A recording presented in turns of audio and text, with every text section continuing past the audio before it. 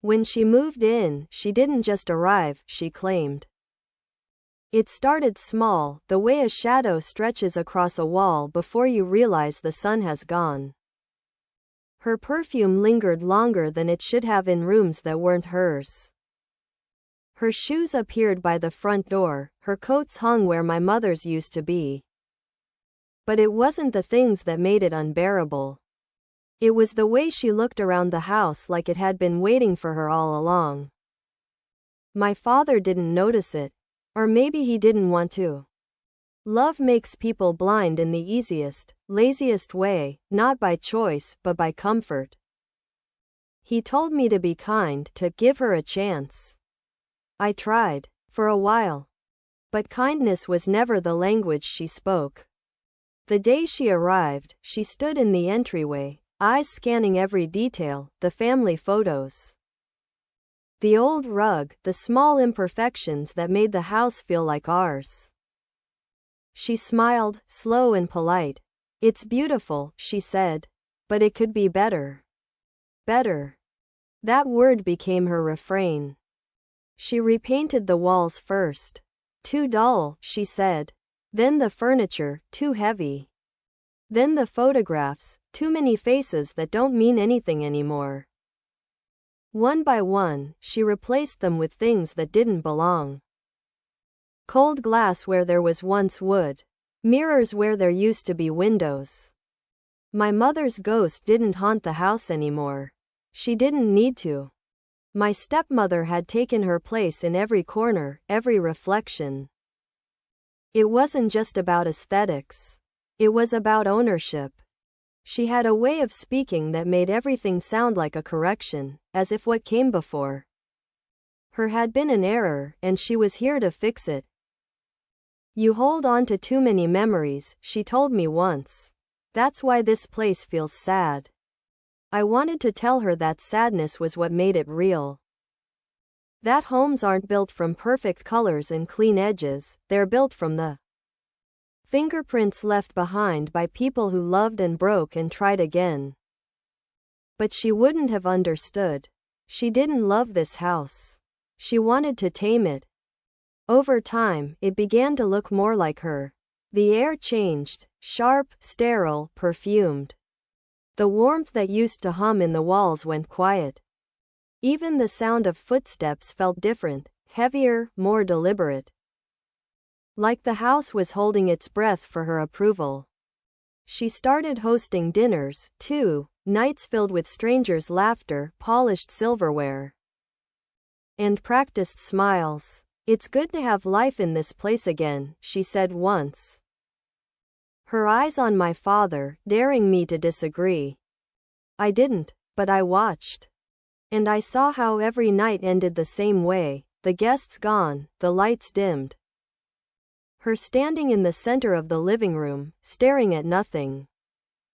As if even in the home she'd stolen, she still couldn't find a reflection that fit. One night, I asked her why she was always rearranging things. She looked at me and said, "Because I can't stand still long enough to see what's missing." It was the closest she ever came to honesty. I used to think she wanted to erase my mother.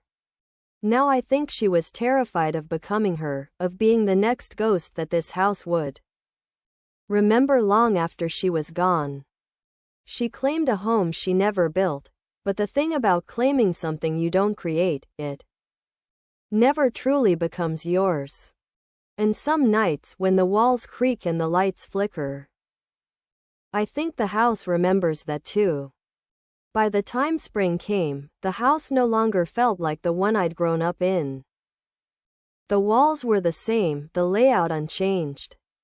But the soul of it, the quiet hum of belonging, was gone. My stepmother had managed to do what time and grief couldn't. She made the place unrecognizable. She moved through the rooms like a curator, not a resident. Every object had to justify its existence. Every corner was subject to her scrutiny. She spoke about the house as though she'd discovered it, not inherited it. My kitchen. My garden. My home. Each time she said it, something in me shrank. My father, meanwhile, played along. Maybe he thought it was easier.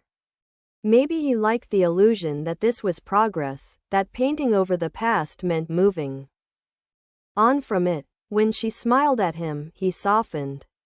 Like a man who'd forgotten that comfort and control aren't the same thing. One afternoon, I found her in the study, his study, sitting behind the desk that had always been off limits to everyone but him. She had a pen in her hand, her fingers tracing the edge of a drawer like she was claiming it by touch alone. This room needed light, she said without looking up. It was too heavy before. The curtains were gone. The shelves had been rearranged. My mother's books, the ones with her notes in the margins, were missing. Where are they? I asked. She looked up then, eyes calm, unbothered. Old things don't belong in new rooms. Her voice was soft, but the message was sharp.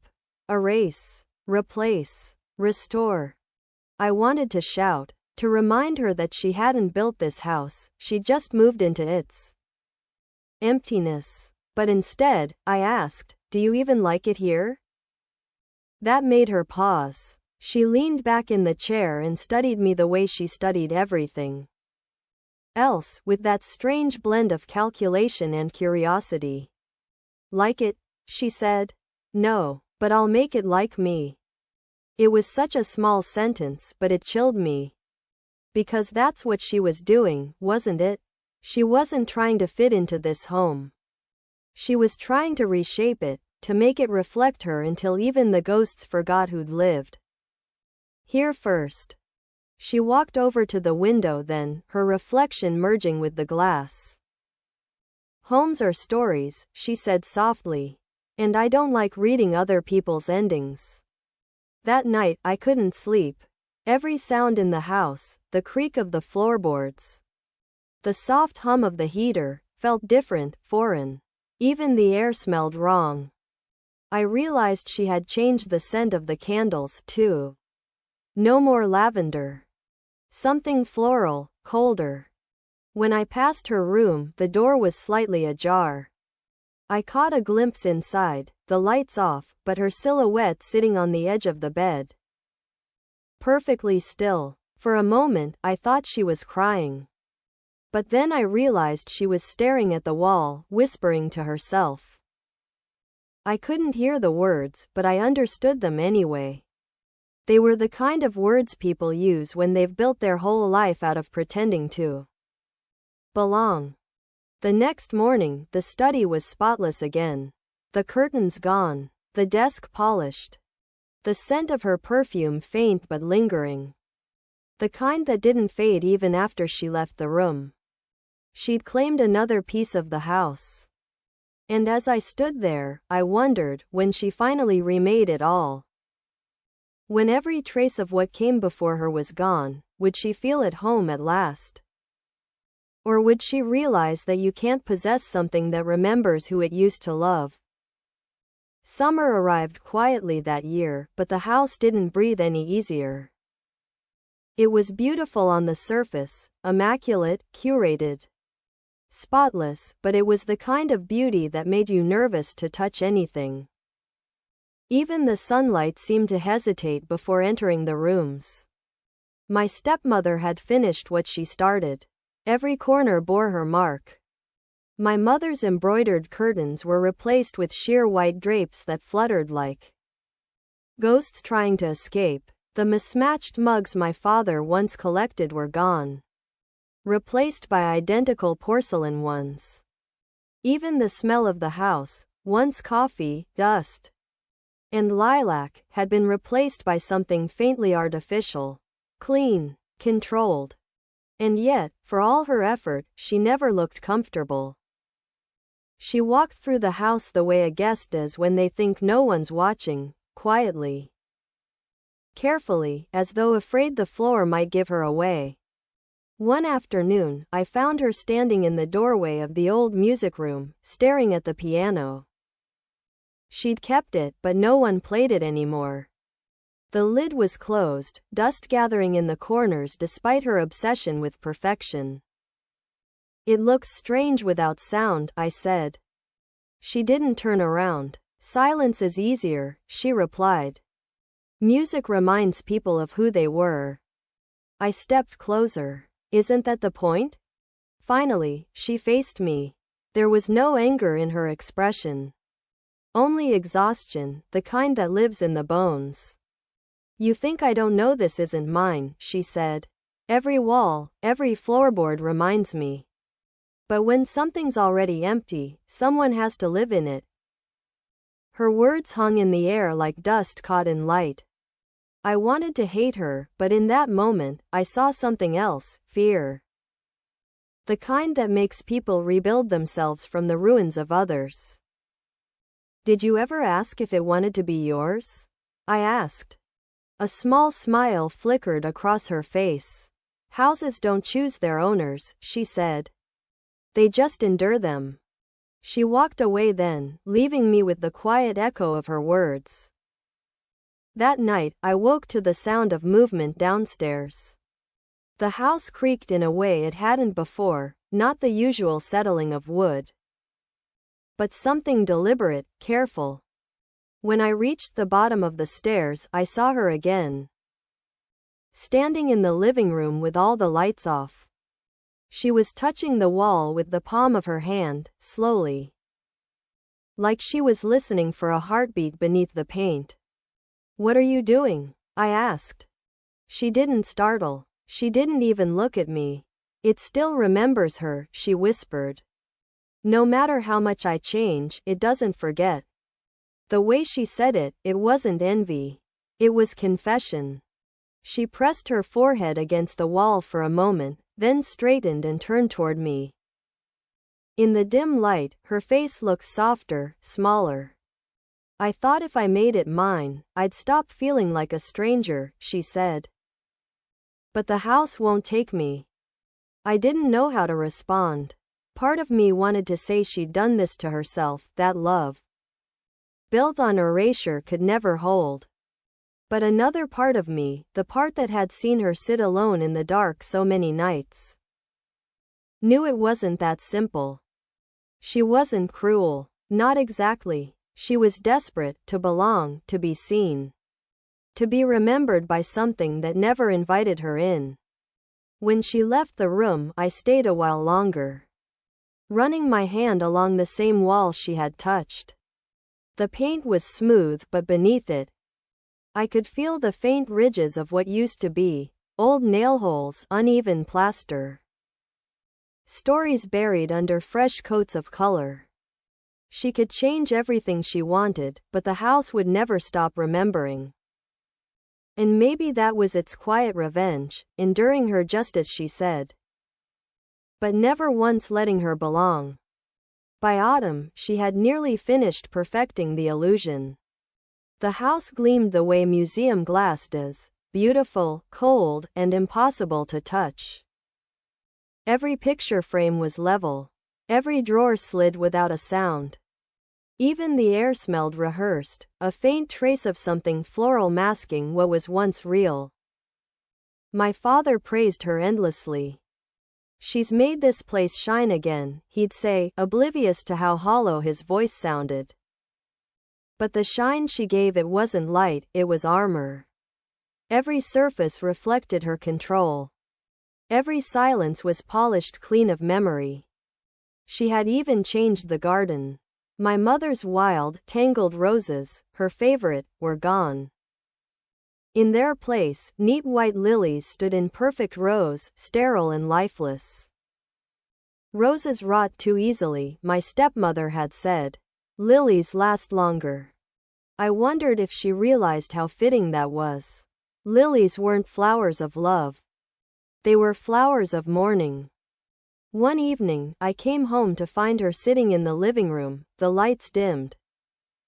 Her posture immaculate. The firelight flickered across her face, softening the edges. But the look in her eyes was sharp, focused. She was holding one of my mother's old photographs. I hadn't seen it in years. Where did you find that? I asked. She didn't look up. Behind the cabinet in the study. I didn't mean to. It just fell. I walked closer. And what are you doing with it now? Her lips pressed into something between a smile and a grimace. Trying to understand what he saw. Her voice was quiet, but the honesty in it startled me. Maybe, I said carefully, that's the problem. You keep trying to understand instead of just being here. She turned the photo over in her hands, studying the blank back as though it might hold answers. You think I'm trying to replace her, she said. But you're wrong. I'm trying to survive her. That made me pause. She built this house around her love, she continued. Every room, every choice. He still walks through it like she's just in the next one. You think I don't feel that? You think I can live in someone else's shrine? For a moment, I saw her, not the woman who had taken too much, but the one who was always standing in someone else's shadow, fighting to be seen. I just wanted it to stop hurting, she whispered. For him. For me. So I painted over it. I cleaned it out. I thought if I could make it new, I could breathe here. Her fingers tightened around the photograph. But no matter how many times I wash the walls, she said, they still whisper her name. The fire cracked, and I caught a glimpse of the photo in her hand, my mother smiling. Sunlight in her hair. It was a simple image, but it held the kind of warmth that couldn't be replicated. My stepmother stared at it for a long moment, then placed it face down on the table. I can make this house look like mine, she said quietly, but I can't make it feel like mine. It doesn't want me. There was nothing I could say to that. She was right. Later that night, I walked through the rooms she had remade. Everything was immaculate, lifeless, wrong. The walls gleamed, the furniture glowed, but none of it breathed.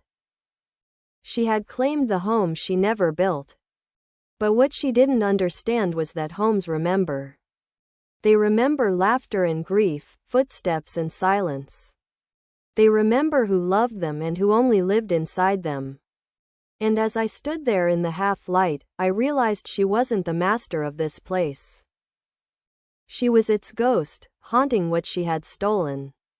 Doomed to perfect what could never belong to her. Winter came early that year, and with it, the silence.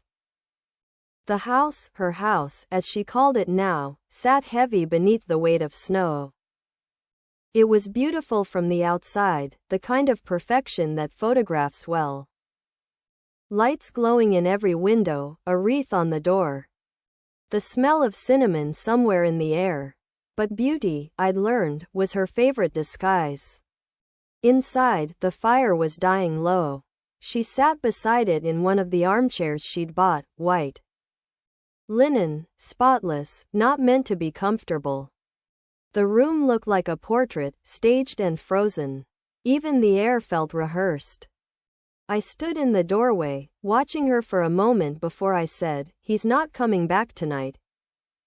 She didn't answer. She stared into the fire instead, her reflection shimmering faintly in the glass of the framed photos above the mantel, her photos. Now, not the ones that used to hang there. But the house had a way of remembering. Of slipping pieces of the past into the cracks of the present. After a long silence, she said, "I know." The calm in her voice startled me. Not sadness. Not fear. Just understanding. "He's been staying away more often," I said carefully. She smiled faintly, her eyes still on the fire. "I made it too clean for him to live in." The words hung in the air like smoke. She leaned back, her hands folded neatly in her lap. "You can't build a home out of someone else's love," she said softly. "It cracks under the weight of it." I kept trying to hold it together, but it was never mine to fix. Her voice wavered, but she didn't cry. She never did. I crossed the room and sat across from her. The fire popped softly between us. You could still leave, I said. Find somewhere that doesn't hate you. She looked at me then, really looked, and for the first time, I saw her without the polish. The exhaustion in her face, the way her fingers trembled slightly. The quiet ache she'd been carrying for years. I can't, she said. This house needs me now. It doesn't, I said. It never did. She smiled again, small and strange. No, but it remembers me. That's something. There was a kind of madness in her calm, the soft, fragile kind that grows out of loneliness. I understood, then, that she hadn't been trying to erase my mother. She'd been trying to belong where she never could. She stood slowly and walked to the window. Outside, the snow was still falling. Blanketing the garden she'd planted over the summer, the lilies now brittle, pale, lifeless under the frost. She placed her hand against the cold glass and whispered, I gave everything to this house, and it still wants her. The fire dimmed lower. You can't make something love you just because you cared for it, I said. She turned to me, and her smile faltered. I know, she said. But you can haunt it until it remembers your name. The way she said it, soft, certain, made my skin crawl. That night, after she went to bed, I walked through the house alone. The floors creaked beneath my feet, old sounds returning like faint memories. The air smelled faintly of her perfume mixed with something older. Something that didn't belong to her. Upstairs, her bedroom door was closed. But from behind it came a faint sound, humming. Slow, familiar. The tune my mother used to hum when she cooked. I froze in the hallway. She had claimed the home she never built. And now, it was claiming her back. The next morning, the house was quiet again. Too quiet. Her coffee cup sat untouched on the counter. Her coat still hung by the door. But the fire was burning bright, as if she had never left it. Somewhere deep in the walls, the wood groaned softly, like an old memory stirring. She was gone, but her presence wasn't. And that was when I realized, she'd finally made the house hers. Not by living in it, but by becoming part of what it remembered.